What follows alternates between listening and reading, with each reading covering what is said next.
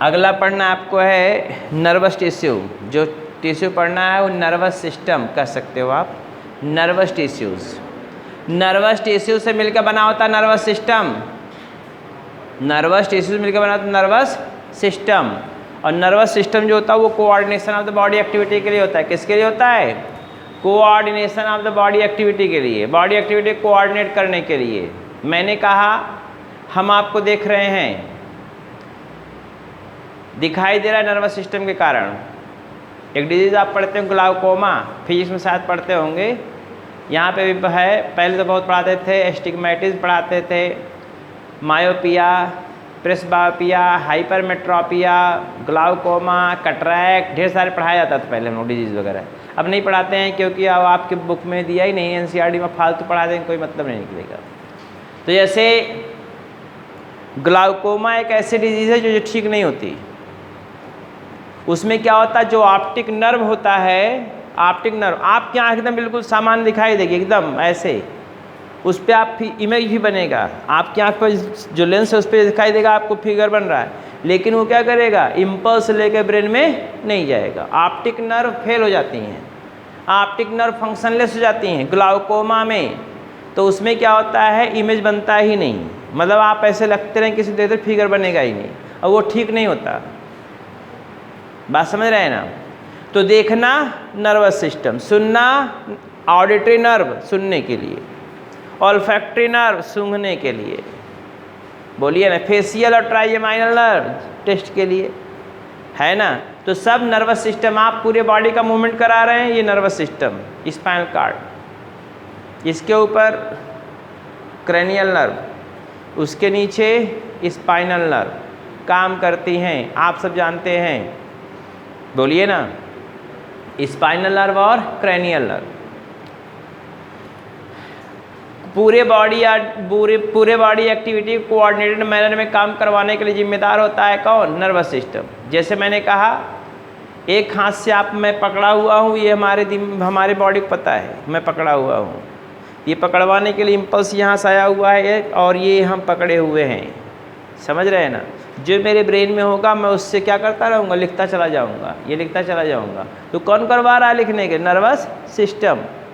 बात समझ रहे हैं ना? डाइजेशन भी हो रहा है, रेस्पिरेशन भी होता है, एक्सक्रीशन भी होता है, रिप्रोडक्शन भी हो रहा है, पूरे बॉडी के मसल्स का मूवमेंट हो रहा है, देख भी रहे हैं, सुन भी रहे हैं, सब कुछ कर रहे हैं, वो कौन है? Nervous system. और कोऑर्डिनेटेड मैनर से, एक हाथ को दर्द होगा दूसरे को पता चलता है कि नहीं भाई दर्द हो रहा है इधर, बोलिए ना, अपना हाथ अपना बचाए रखते हैं कि इसको न प्रॉब्लम आए।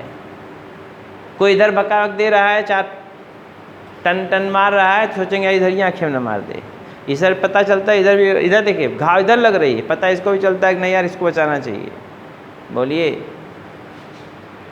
तो ये सब बातें हैं जो आपको जानने की जरूरत है। कोऑर्डिनेशन के लिए नर्वस सिस्टम जिम्मेदार होता है। हालांकि न्यूरो एंडोक्राइन सिस्टम होता है, क्योंकि बिना एंडोक्राइन नर्वस सिस्टम भी काम नहीं कर पाता बेचारा, इसलिए न्यूरो एंडोक्राइन दोनों सिस्टम, न्यूरो एंडोक्राइन दोनों सिस्टम रिस्पॉन्सिबल होते हैं coordination of the body activity के लिए। लेकिन हमारी बातें केवल चल रही हैं कहाँ पे? अभी चल नर्वस सिस्टम पे, तो हम नर्वस सिस्टम पे फोकस करेंगे, बोलिए ना। नर्वस टिश्यूज, पहली बात ectodermal in origin. Nervous tissue पहली बात क्या है? Ectodermal in origin.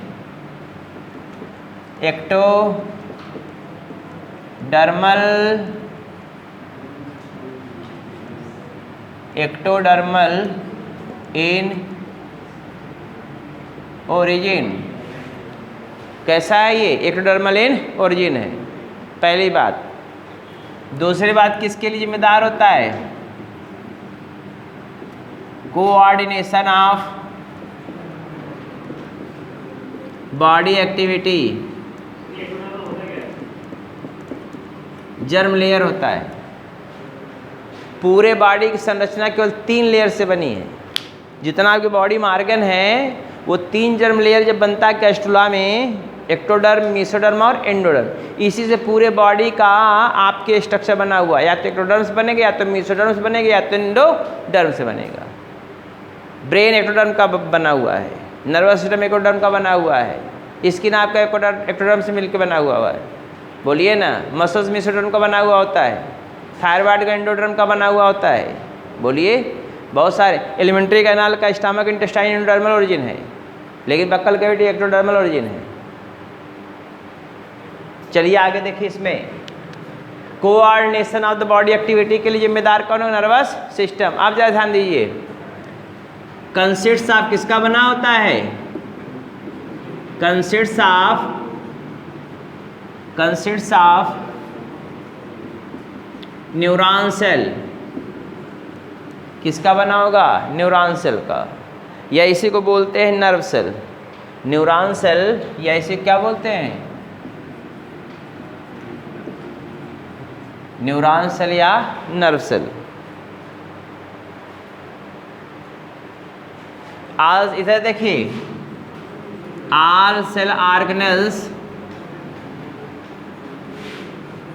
all cell organelles present in neuron except क्या नहीं प्रेजेंट होगा? Except centriole. सेंट्रियोल अब्सेंट होगा। सेंट्रियोल क्या होता है? अब्सेंट होता है। Centriole absent. सेंट्रियोल अब्सेंट क्यों होता है?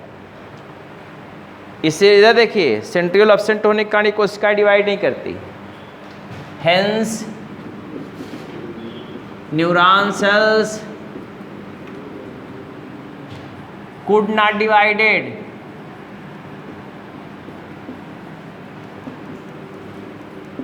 after birth। बर्थ के बाद डिवाइड नहीं करती।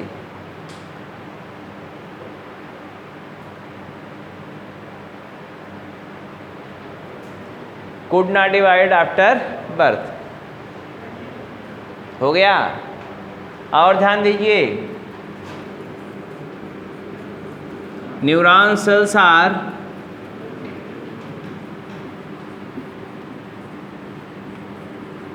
branched structure।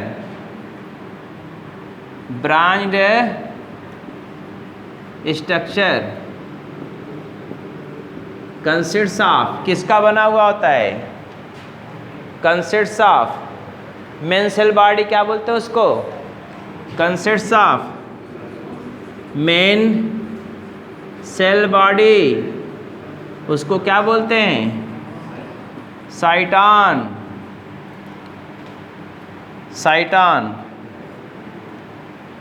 Several branches.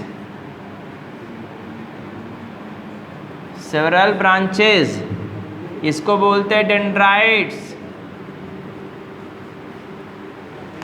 And single prominent branch. Single prominent branch उसको क्या बोलते हैं? Axon.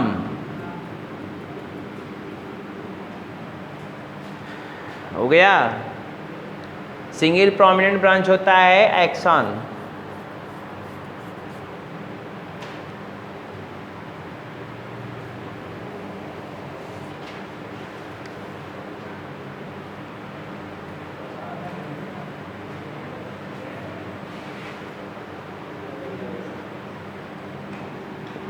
Terminal and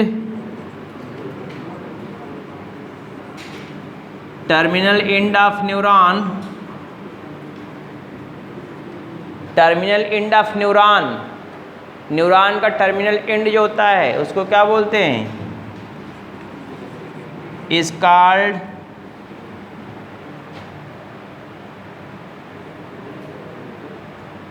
टीलोडेंड्रिया, which blindly ends by forming। क्या बना करके blindly end हो जाती हैं? by forming synaptic knob।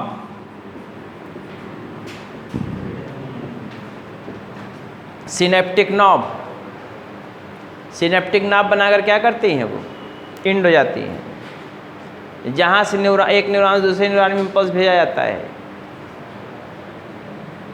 हो गया। इन डेंड्राइट्स, डेंड्राइट्स में क्या होता है? इन dendrites movement of impulses occurs, movement of impulses occurs किधर की तरफ? towards cyton, towards cyton, while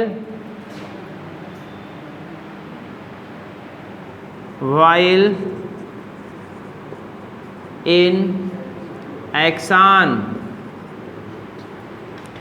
moment of impulses occurs, impulses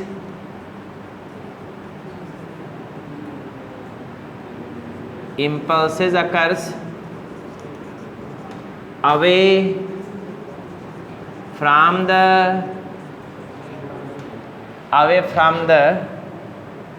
cyton, away from the cyton, cyton से दूर भागता है, कभी cyton की तरफ नहीं जा सकता।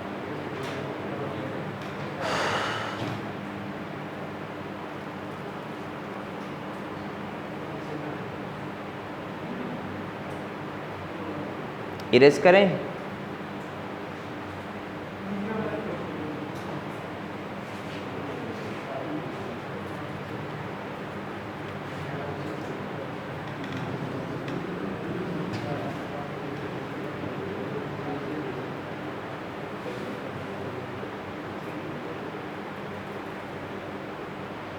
घबराइए मत, बहुत देर तक नहीं पढ़ाएंगे, टेंशन मत लीजिए। हो गया?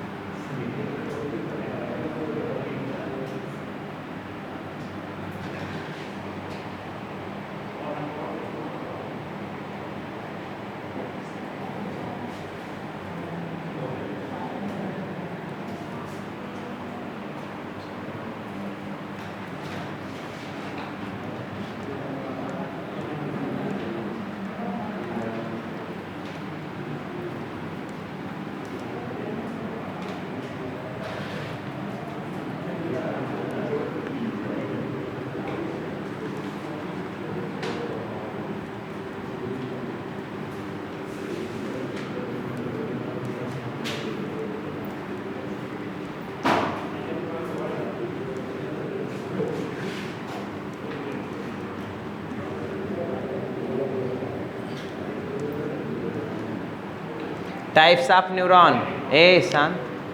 Types of neuron, low type of neurons, बस अब सही हो गया। टाइप ऑफ न्यूरॉन, हाँ देखो लड़का तेज बताओ, नॉन पोलर न्यूरॉन कहाँ पाया जाता है? पहला है नॉन पोलर, पढ़ाएं शायद हम, no differentiation between axon and dendrites. एक लाइन की बात, नो डिफरेंशिएशन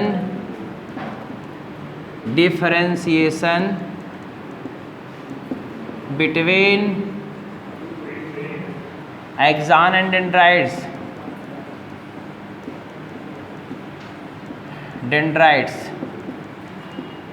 एग्जाम्पल कहाँ पाया जाता है ये?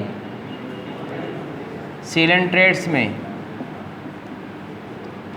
दूसरा है unipolar neuron,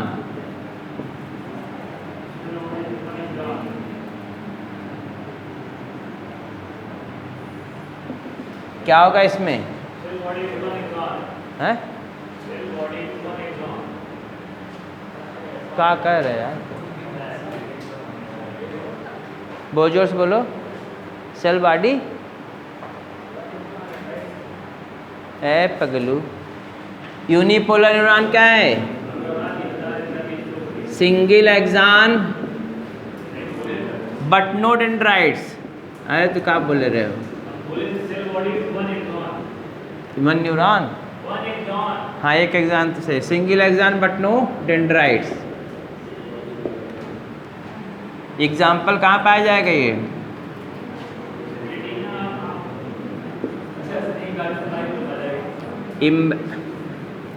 invertebrates and vertebrates embryo. Invertebrates, vertebrates embryo. तीसरा बाइपोलर न्यूरॉन, ये है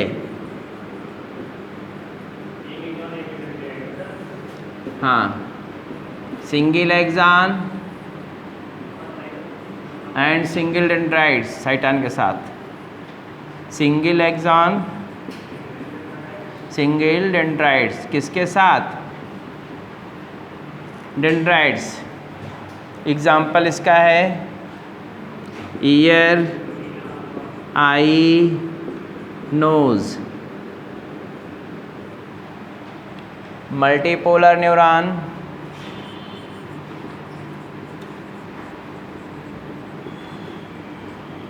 मल्टीपोलर न्यूरॉन, मल्टीपोलर न्यूरॉन किसे कहते हैं,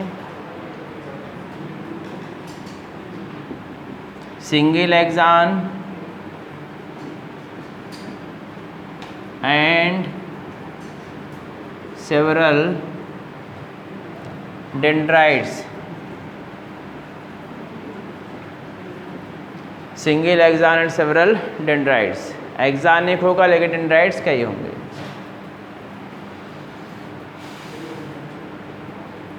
एग्जाम्पल नहीं, इसको दो प्रकार, ये दो टाइप का होता है। एक होता है ये देखो, दो प्रकार का होता है, non myelinated, non myelinated. Non myelinated neuron कैसा होता है, इसमें माइलिन शीथ एब्सेंट होगी। माइलिन शीथ फैट का बना होता है, याद रखिएगा, माइलिन शीथ एब्सेंट होगा। एग्जाम्पल है ऑल वर्टिब्रेट्स, सभी वर्टिब्रेट्स में, एक्सेप्ट किसको छोड़ दीजिए, खाली मैमल्स, मैमल्स को छोड़ करके। अगला है दूसरा myelinated, myelinated, myelinated. Myelin sheath present होगा, इसमें क्या होगा, माइलिन शीथ प्रेजेंट होगा। एग्जाम्पल होता है इसका मैमल्स में। ये कहाँ पाया जाता है, मैमल्स में न्यूरॉन पाया जाता है। ये है कहानी, समझ रहे हैं ना, नर्वस सिस्टम की, नर्वस टिश्यू की, नर्वस टिश्यू की। इसमें देखेंगे, इसमें देखेंगे ऐसा कुछ होगा,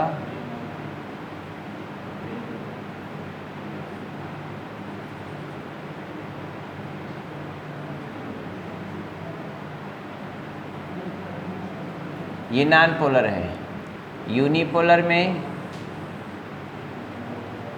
ये साइटान होगा और सिंगल ये एक्सान है। बाइपोलर में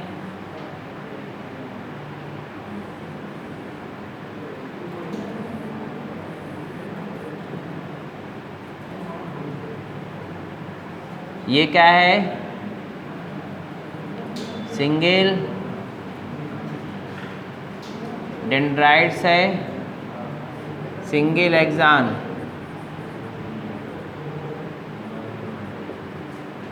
ये बाइपोलर है। मल्टीपोलर में इधर देखो, मल्टीपोलर में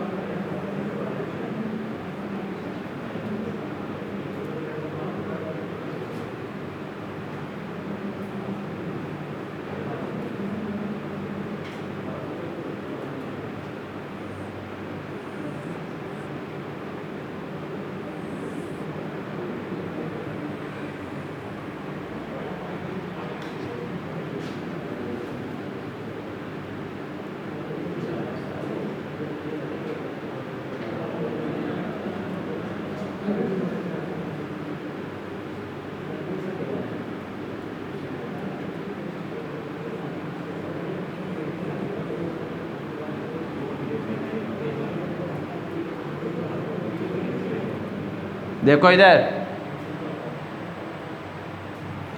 ये कौन है? साइटान। ये कौन है? डेंड्राइट, ढेर सारी। ये है निसिल ग्रेन्यूल, निसिल्स ग्रेन्यूल, मैं सब पढ़ाया हुआ हूँ। नर्वस सिस्टम में देखिएगा, ये न्यूक्लियस है, ये एक्सान है एक, ये टीलोडेंड्रिया है, ये क्या है? टीलोडेंड्रिया। ये है सिनेप्टिक नॉब,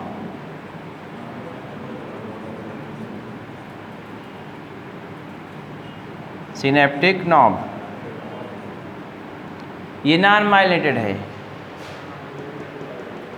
ये मेन सेल बॉडी साइटान है, देखो इधर, ये मेन सेल बॉडी साइटान है, ये इधर मेन सेल बॉडी साइटान, और ये क्या है? डेंड्राइट्स, सिंगल क्या है? एक्सान, ये टीलोडेंड्रिया, और ये सिनेप्टिक नॉब। समझ में आ गई बात? ये तो नॉन माइलिनेटेड है। माइलिनेटेड को अगर देखना चाहेंगे तो आपको बताया गया है, समझाया भी गया है। यहाँ पर आप देखिए, ये मेन सेल बॉडी होगा, ये ब्रांचिंग होगा,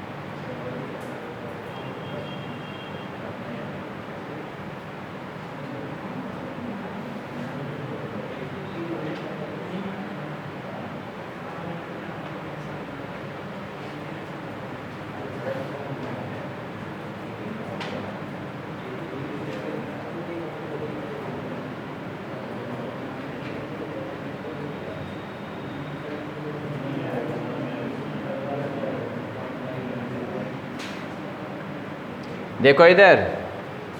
वैसे ये क्या है? ये केवल माइलिन शीथ है। दोनों में फ़र्क सिर्फ इतना है, ये भी मल्टीपोलर है, ये भी मल्टीपोलर है, लेकिन इसमें क्या पाया जाएगा? केवल माइलिन शीथ। क्या पाया जाएगा? माइलिन शीथ पाया जाएगा, बाकी सारा स्ट्रक्चर सेम। ये हो गया नर्वस सिस्टम। ये टिश्यू जितनी बातें थी वो आपकी ख़त्म हो गई। इसके बाद आपको पढ़ना है एनिमल्स के विषय में। सर एनिमल्स में देखिए, आपके एक पहले पढ़ने होते थे काकरोच, लेकिन इस बार जो नई काकरोच पढ़ना पड़ता था, सुन लीजिए। और अगर नया सुनिए, नहीं काकरोच पढ़ना पड़ता था पहले, अब मैं समझता हूँ फ्रॉग भी आ गया, इंक्लूड कर दिया गया है। पहले मतलब फ्रॉग को खाली लिया गया है इस समय नई बुक्स के अनुसार। तो हम फ्रॉग और उसको काकरोच दोनों पढ़ाते। अर्थवर्म नहीं इंक्लूड है, अर्थवर्म इंक्लूड नहीं है किसी, चाहे पुरानी में चाहे नए में। हम नए पुराने दोनों से अगर मिला के पढ़ा रहे हैं, इधर देखिए, तो आपको दो चीज़ें पढ़ानी पड़ेंगी, काकरोच और कौन? काकरोच और फ्रॉग। बात समझ रहे हैं ना? तो कल से हम काकरोच शुरू करेंगे। क्या शुरू करेंगे? काकरोच। चलते कल मुलाकात होती है। बाय।